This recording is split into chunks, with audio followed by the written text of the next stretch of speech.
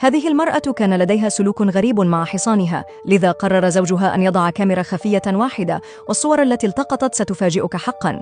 استعدوا لقصة تتحدى الخيال مباشرة من الريف، من مزرعة صغيرة هادئة.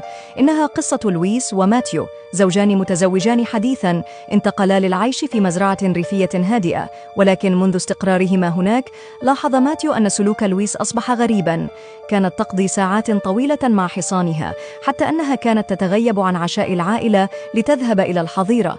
هذا الأمر أزعج ماتيو حقا، وبدأ يشعر بالقلق، فقرر في أحد الأيام أن يخبر أخاه أليكسيس، وهو شاب عبقري في التكنولوجيا. خطرت لأليكسيس فكرة أن يضع كاميرا خفية في المزرعة للتجسس على لويس. تردد ماتيو في البداية، لكنه في النهاية استسلم لفضوله، وبالفعل تم تركيب الكاميرا. وفي تلك الليلة جلس ماتيو أمام حاسوبه المحمول مستعداً لكشف سر زوجته، لكن ما رآه على الشاشة كان مذهلاً إلى حد لا يصدق. لقد قامت لويس بشيء جنوني مع الحصان، شيء لا يمكن تخيله، وما حدث بعد ذلك سيصدمك تماماً. اكتب في تعليق حصان للجزء الثاني: